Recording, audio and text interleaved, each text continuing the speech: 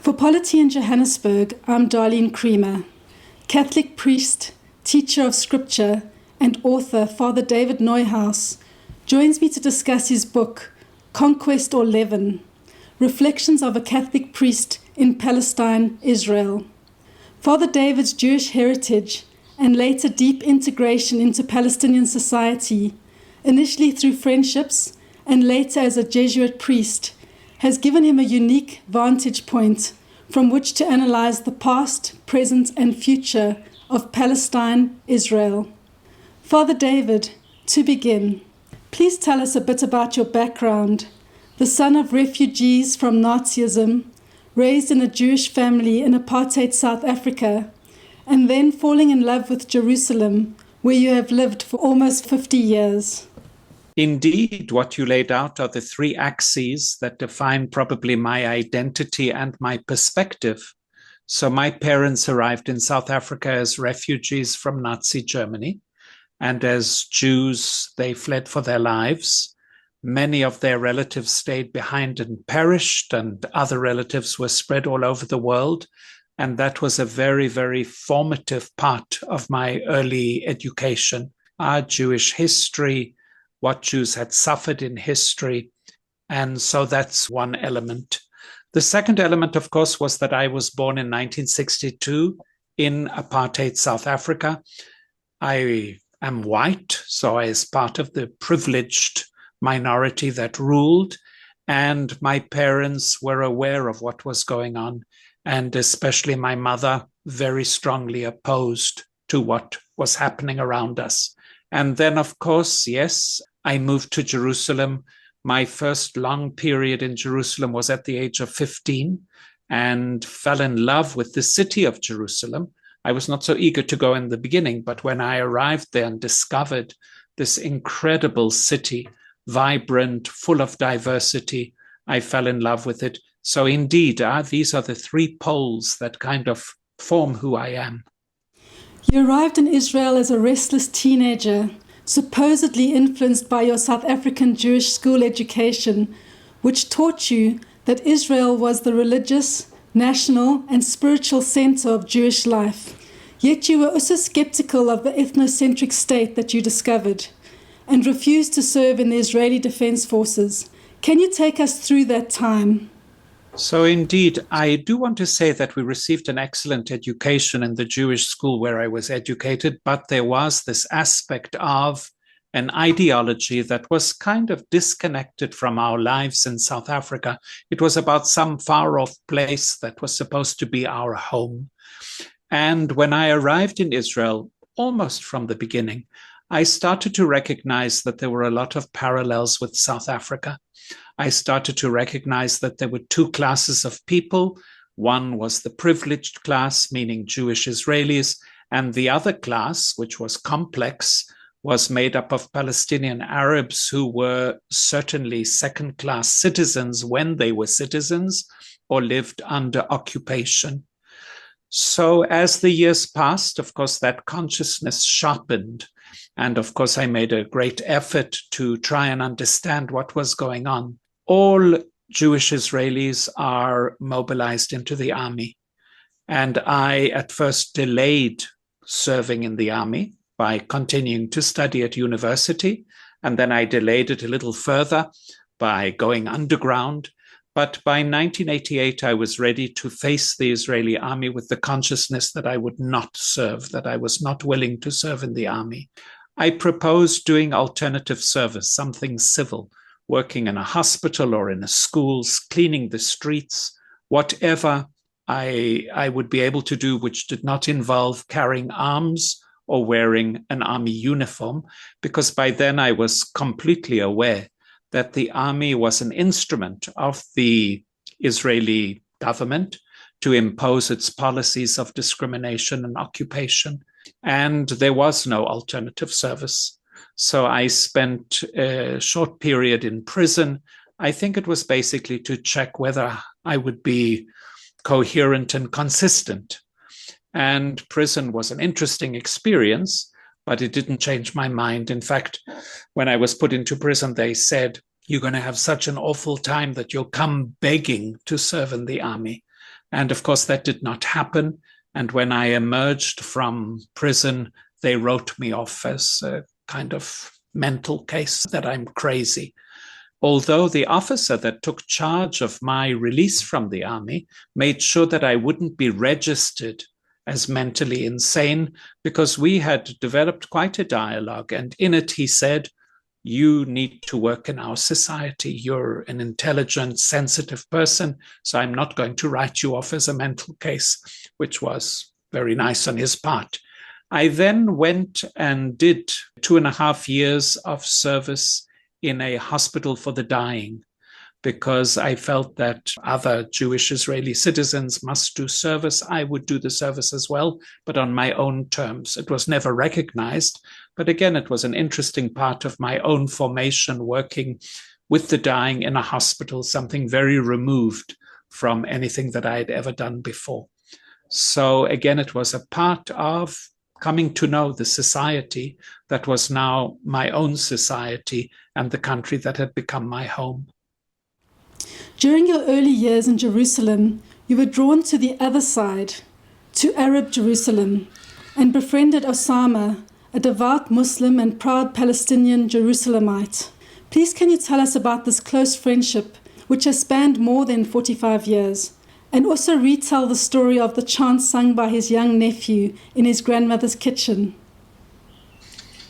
So I met Osama on one of my early forays into the old city of Jerusalem. His family have been working in a convent. Although they are Muslims and religious Muslims, they have worked in a convent doing many different jobs for the nuns. And I encountered Osama. We became friends and then discovered that we would be studying together in the university. Osama was going to transfer from the Catholic University in Bethlehem to the Hebrew University in Jerusalem, where also I was going to study.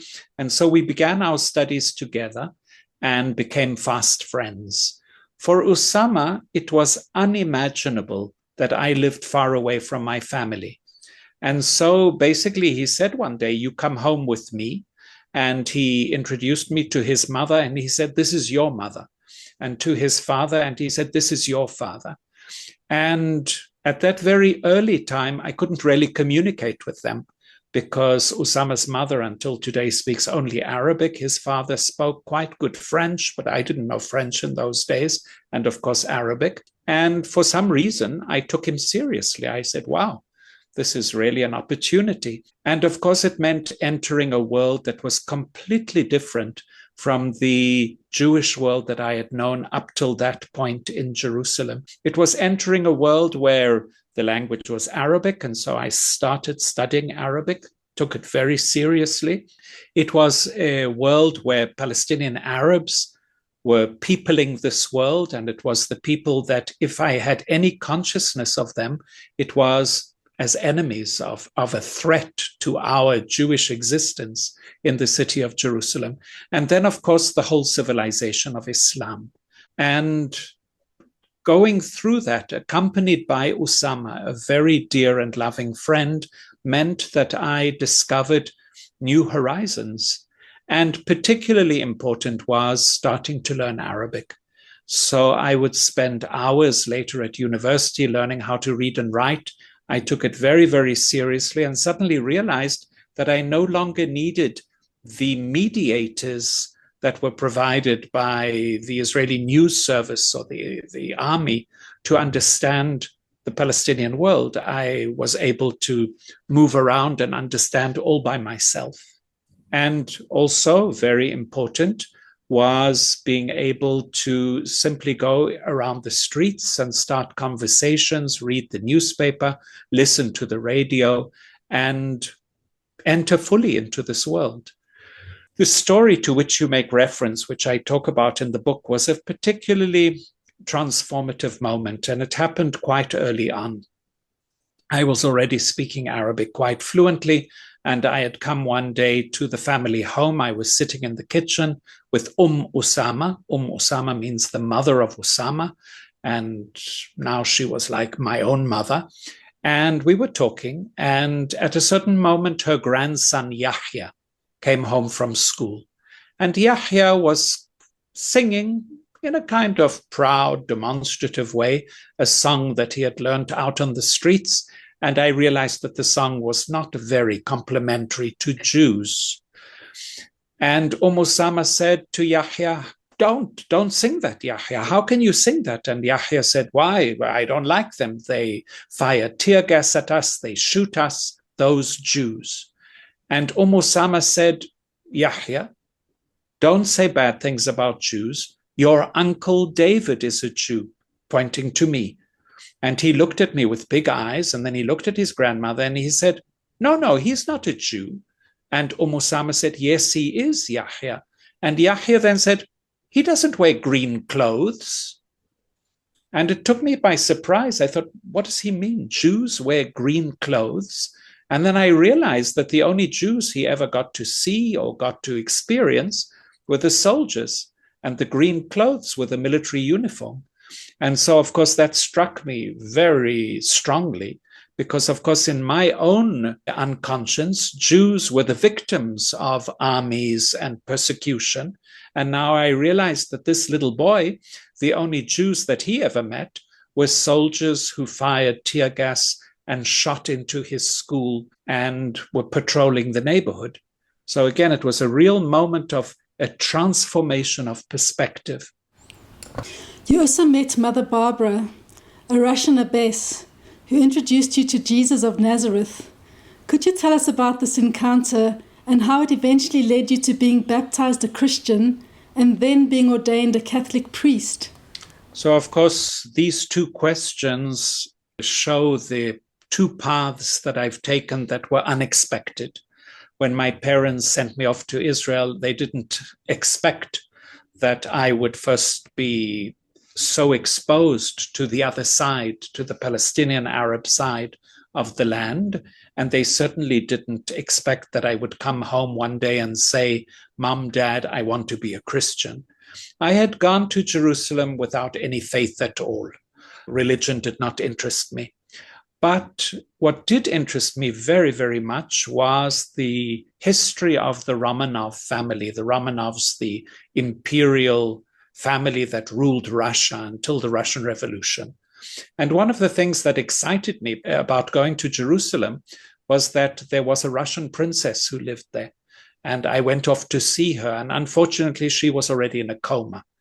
But a nun who assisted her said, don't worry. There's another woman here who knew very, very well the imperial family. Go and see her. And so I went off to the monastery on the Mount of Olives where Mother Barbara lived. And I was introduced to Mother Barbara, an 89-year-old paralyzed nun. Woof, I thought that's really depressing. Every aspect of that is depressing. But she received me with joy, and she was very kind. And we spent about 3.5 hours speaking about Russia, the imperial family, her own experiences in Russia, nothing to do with religion. I wasn't interested. And she wasn't particularly interested in speaking about religion to me because she knew that I was a Jewish adolescent. And then it happened. This was the moment of transformation. It was when I left and when I was walking home. And I suddenly realized that woman is shining with joy. She is the most joyful person I've ever met. And I said, it doesn't make sense. So I went back a week later and I said to her, Mother Barbara, I want to know why you are happy. You have no reason to be happy. You're an 89-year-old paralyzed nun. And she was very hesitant. She didn't want to talk about her faith to me, knowing that I was Jewish out of respect for me. But I insisted, and finally, a little exasperated, she said, David, I'm in love. And I thought, oh, okay, I understand. She's completely nuts. She's crazy. And then I said, what do you mean you're in love? And it was only then that slowly, very slowly, she started to talk about Jesus of Nazareth. And it happened. I mean, that's when I got hooked on Jesus of Nazareth. And of course, for me, very significant, the hooking onto Jesus of Nazareth was through the medium of her joy. This incredible, radiant joy with no reason. And of course, I understood a little later that that was the light of the resurrection, that she knew that he had come to conquer death and release us from suffering. As a priest, you went on to study the Bible and you now teach scripture. Can you speak about how the Bible has been used to reinforce the idea of a promised land and the Jewish people? Could you also reflect on the role played by Christian Zionism? So, Darlene, the Bible, I love the Bible. I was told as a Jesuit, I had specialized in political science, but as a Jesuit, I was told that I was going to teach the Bible, so I had to apply myself and go off and study the Bible. And it turned out to be a wonderful part of my story, the most incredible adventure, to really discover how those ancient texts can reveal who we are, who God is, and what relationship we are called to live with God. It's all there in the Bible. But at the same time, the Bible can be absolute poison. It can be poison when it is used by different kinds of ideology to legitimate the oppression and violence that those ideologies vehicle. And of course, Palestine, Israel is not the only example. We could talk for hours about how the Bible has been used to oppress women, to oppress LGBT, to oppress people of color, to impose slavery, to promote colonialism and imperialism. The Bible has been used for all of this and much more, and it's a horrific story. Of course, when it comes to the Jewish ethnocentric nationalism of late 19th century and 20th century, the Bible provides seemingly a vocabulary that can be easily mobilized to justify an exclusive Jewish claim on the land by using categories like the promised land, the chosen people, the covenant between God and God's people, and all other types of biblical language that should be interpreted ethically and responsibly and become an ideology of oppression, of discrimination, of occupation, and most recently, an ideology of genocide. Again, it's not the first time it's happened in history, but it's certainly happening right now. And as a teacher of the Bible, I try to make other teachers of the Bible and other readers of the Bible aware of how one should read the Bible. And of course, alongside that, how one should never read the Bible. The Bible should be read as good news. It's a beautiful love story between God and humanity. And turning it into an ideology of hatred, of violence, and of oppression is an absolute perversion of what the Bible should be. Your book offers insights into the complex political and social realities of Israeli society, including a fascinating chapter on those Jewish communities that came to Israel after 1948 from the Arab world. Many who arrived in Israel found themselves confronting a secular, overwhelmingly European society. Some were registered with new Hebrew names and treated as less than fully Jewish. Could you speak about this and its lasting impact?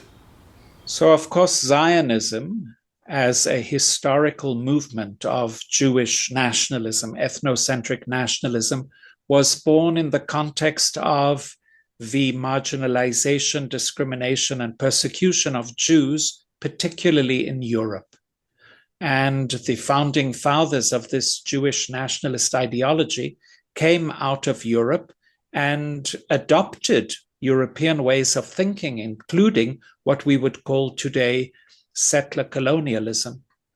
Their first victims were the Palestinian Arabs, who were dispossessed and continue to be marginalized, discriminated against, and as we've seen, particularly in the last 2 years, massacred by the Israeli army. But there was a secondary victim. There have been many victims, but one of the secondary victims were the Jews who came from the Arab world, whose experience was different. It's not to say they lived in paradise. The Arab countries were not a paradise for minorities, but they were an integral part of a social fabric made up of a majority of Muslims and smaller numbers of Christians and Jews, who together created Muslim-Arab civilization, which is an important civilization in the world. Of course, when the State of Israel was created, many of those Jews in Arab countries found that the carpet had been taken out from under their feet, because suddenly the Jews, and of course here the meaning was Jews who came from the West, European Jews, had been planted into the heart of the Middle East, and this made them enemies in the countries they lived in. And so almost 1 million Arabic-speaking Jews suddenly found themselves threatened and invited by the Zionist establishment to come and live in Israel. So there was a deracinization of these Jews. They lost their homes and their roots in the Arab world.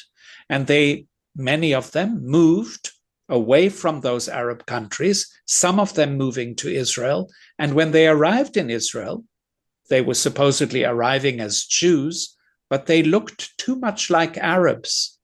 And so there was a process of discrimination, but also an insistence by the Jews in Israel, particularly the European elite, that they conform themselves to the European model. And that, of course, meant giving up Arabic. Arabic was the language of the enemy. You could no longer be a Jewish Arab or a Jewish person who spoke Arabic, because Arabic had become the language of the enemy. And so in many, many ways, they were completely marginalized in Israeli society, being forced to give up their own identity. What is interesting is the few intellectuals who have been reflecting on this and recognizing the violence that was done to the Jewish Arab community. And perhaps too late, because generations now no longer speak Arabic, but a search for what that heritage means. And some of them, at least, going back to the music, the culinary traditions, the culture, and in some cases, the language of their grandparents and great-grandparents, which of course creates the hope, a little light on the horizon, that as they realize that being an Arab is part of their Jewish identity, the abyss between Jews and Arabs might be a little less. There was a time when Jews were Arabs, and now is a time when Jews and Arabs are mortal enemies. So the rediscovery of a Jewish Arab identity has some seed of hope that Jews and Arabs might find a common language and remember the centuries when they lived together and created a vibrant and beautiful civilization. One of the defining features of Israel as a Jewish state is the policy that Jews from anywhere in the world are entitled to immediate citizenship. Israel remains in constant search of new Jewish populations to secure or expand its Jewish majority. Please reflect on the implications of this policy. So first of all, perhaps I need to say that I myself benefited from this policy, because I myself, as a South African, a Jewish South African, was able to move to Israel and receive immediate citizenship. This was a foundational law when the State of Israel was established. It is called the Law of Return. Of course, promoting the myth that Jews all originated in Palestine, a myth I underline, but because they all originated in Palestine, they have the right to come home. Of course, coming home means to displace the local Palestinian population, and that's how it worked out historically. Now, Israel is in a constant search for new Jewish populations because of what we call a demographic war. The demographic war means who's going to be more in the land of Palestine, Israel. Right now, there are well over 7 million Jews and over 7 million Palestinians living in the lands that we call Palestine, Israel.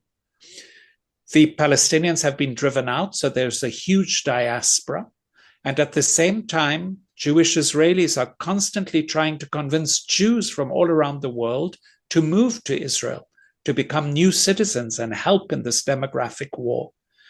But because many Jews do not want to move to Israel, there is a huge Jewish population in the United States that feels very comfortable in the United States. And there are other examples like France and England. The Israelis started to look for populations that were related to Jews, half Jewish, quarter Jewish. And this received a very strong expression after the collapse of the Soviet Union. Israeli emissaries went into the Soviet Union looking for Jews. It was a time of great instability. Many people thought of leaving, and Israel was able to mobilize 1 million Soviet citizens who over a period of 15 years moved to Israel. Some of them were Jews, but many of them were not. They were willing to come to Israel and act as Jews, be registered as Jews, become part of the population as Jews, even though they were not Jewish, they were not recognized as Jews, and some of them, a small number, but some of them, actually continued to practice as Christians, more or less in the underground. And so, of course, what we see here is a demographic war that means that Israel is constantly in search of new Jewish populations, and perhaps they won't be so Jewish. Perhaps they can be convinced to assimilate into the Jewish population, and all of this part and parcel of the plan to make Palestine, Israel as Jewish as possible and dominate completely the indigenous Palestinian population. 78 years after the decision to partition Palestine, is the two-state solution still relevant? Could South Africa's one-state model be one to emulate to bring about the justice, peace, and equality that is so lacking? And could you speak to the role that South Africa has played during the ongoing genocide in Gaza? So I'm going to start from the end and say that many in Palestine are very grateful to South Africa for having introduced the cause of genocide in the international legal instances, and for South Africa's support all through this period. And we hope, of course, that South Africa will stay on that path. Yes, the partition plan was proposed by the British authorities for the first time in 1937, 2 states for 2 peoples. After the British realized that they had made a terrible mess of Palestine by encouraging Jewish Europeans to migrate to Palestine for various reasons, and I go into those reasons in the book. The United Nations continued along that line, and in 1947 decided to partition Palestine into 2 states, giving the majority of land to the minority of people. So the Jews received much more land than the Palestinians, even though they were about a third of the population. This idea, because it was accepted in the United Nations, is now rooted in what we call international law, and the international community continues to repeat this idea that there need to be 2 states. I'm not saying that it could not have happened. I don't believe it's possible anymore, and I think that most observers see that because the Jewish Israelis have colonized all of the Palestinian lands, setting up huge Jewish settlements everywhere, and have uprooted so many Palestinian communities, it doesn't look like this is a possibility anymore. There is no space for a Palestinian state, even though, of course, the Palestinians remain, many of them, rooted in their land. Nowadays, it's become very common for countries of the international community to recognize the state of Palestine. Well, I wish that had come a lot earlier, and I'm not saying that I'm against that recognition, but what does it mean in fact? Often it's a smokescreen for saying we're doing something for the poor Palestinians, but nothing that is really incarnate, that can be seen and felt. It's kind of sloganistic and ideological, not that it's bad. So indeed, I think now we start to change the paradigm. And the paradigm is a change from talking about a two-state solution to recognizing that the 15 million people who live between the Jordan River and the Mediterranean Sea in the lands that we know as Palestine and Israel might be called to live together. And this is where the South African example comes in. I do believe that Zionism is a form of settler colonialism, and the attitudes that Zionism engendered towards the indigenous population were certainly parallel to other settler colonial experiences all over Africa, Asia, and elsewhere. But there is one thing that Palestine, Israel has in common with South Africa, and that is the people who were using settler colonialism do not have a homeland to which they can return to. It's not like French in Algeria or British in India, go home. The white South Africans are South African. And with all that one can say about South Africa for good and for bad, there is a recognition that white South Africans are one of the many tribes that make up South Africa. I think that this kind of understanding hopefully will be able to dawn in Palestine, Israel as well, that Jews are a part of the land. They are a part of the peoples of the land. And so we have a lot to learn from the South African experience in order to dismantle settler colonialism, in South Africa's case, apartheid, in Israel's case, Zionism, and start to move towards a model of society which, as you South Africans say, a rainbow nation. For us, at least for many people like me, that is a dream.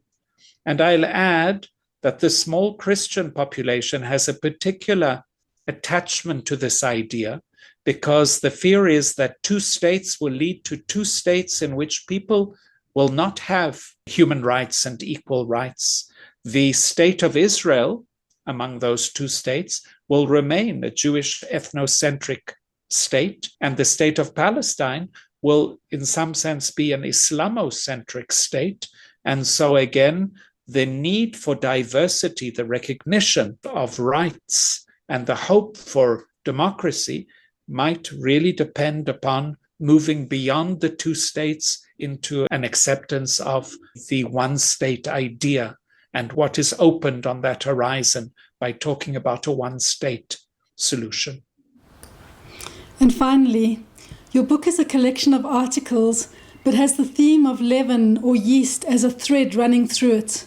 Could you explain this theme, as well as the significance of the images on your book's front and back covers?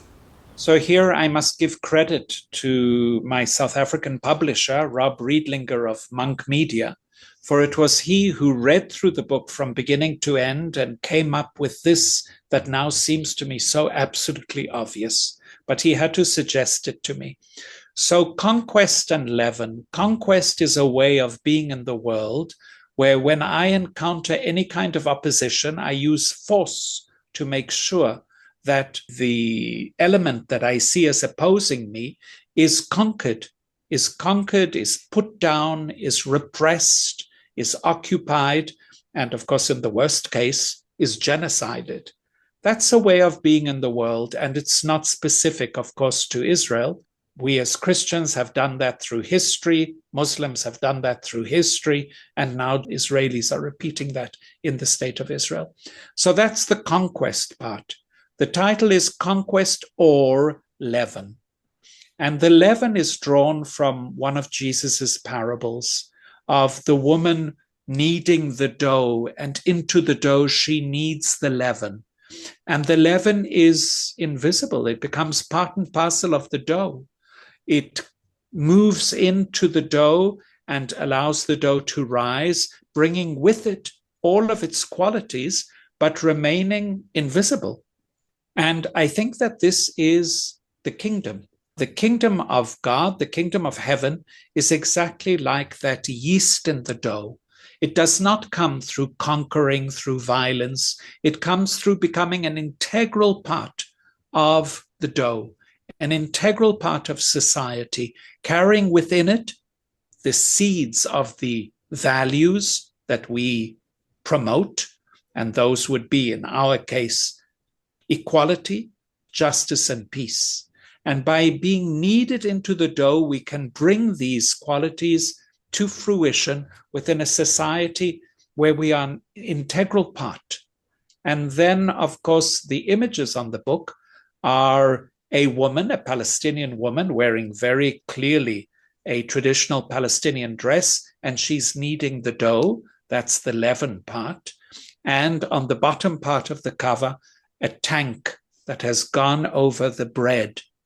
And so, yes, the book is called Conquest or Leaven, suggesting that we as Christians, a very small part of society, both in Israel and in Palestine, have the role to be leaven, to become an integral part of the society, but with our values, and introduce those values into the society as best we can.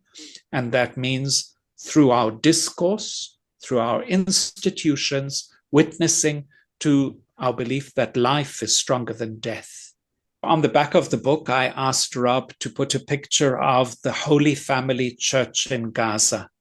The Holy Family Church in Gaza, I think, is quite well known because after the 7th of October 2023, the Israeli reaction to the attack on Israelis in southern Israel, going into Gaza, bombing the two churches. One is Roman Catholic, the Holy Family Church. The other is Greek Orthodox, the Church of St. Porphyrios, became refuges for people fleeing the bombs. And so almost the entire Christian community of Gaza gathered in these two churches. And more recently, these two churches had been attacked a number of times by bombings and by Israeli soldiers firing into the churches. And so the image at the back is after one of the more recent attacks when an Israeli tank missile was fired at the Roman Catholic Church, killing 3 people and leaving a number injured.